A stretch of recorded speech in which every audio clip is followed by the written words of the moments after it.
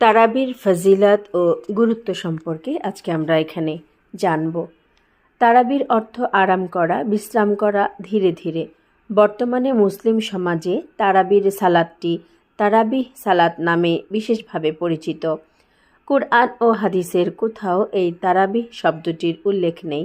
হাদিসে এ সালাদকে সালাতুল লাইল, কিয়ামে রমাজান, কিয়ামুল লাইল ও তাহাজ্জুদ নামে উল্লেখ করা হয়েছে।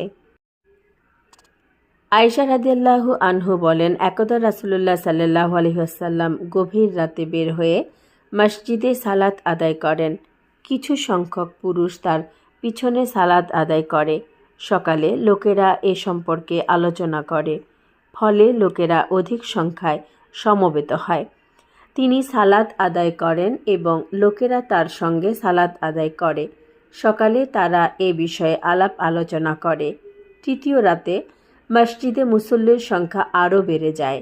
এরপর রাসূলুল্লাহ সাল্লাল্লাহু আলাইহি ওয়াসাল্লাম বের হয়ে সালাত আদায় করেন ও লোকেরা তার সঙ্গে সালাত আদায় করে।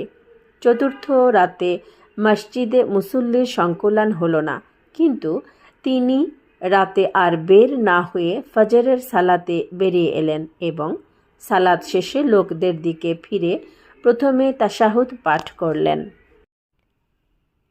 এরপর বললেন, আম্মা বাদ, শোনো, তোমাদের গত রাতের অবস্থান আমার অজানা ছিল না, কিন্তু আমি এই সালাত তোমাদের উপর ফরজ হয়ে যাবার আশঙ্কা করেছি, তাই বের হইনি, কেননা তোমরা তা আদায় করার অপারগ হয়ে পড়তে।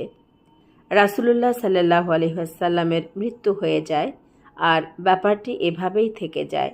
বুখারী 1880।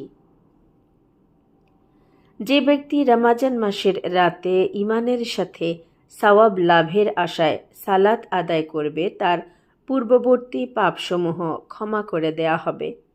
বুখারী 1877। আবু হুরায়রা রাদিয়াল্লাহু আনহু।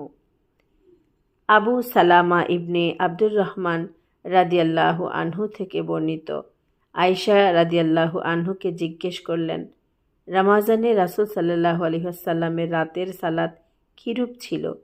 তিনি বললেন, রাসূলুল্লাহ সাল্লাল্লাহু আলাইহি ওয়াসাল্লাম রমজান মাসে এবং রমজান মাস ছাড়াও অন্যান্য মাসে রাতের সালাত 11 রাকাতের অধিক সালাত আদায় করতেন না। 4 রাকাত সালাত আদায় করতেন। তার সৌন্দর্য ও দীর্ঘতা সম্বন্ধে তোমার প্রশ্নের অবকাশ নেই। তারপর 4 রাকাত সালাত আদায় করতেন।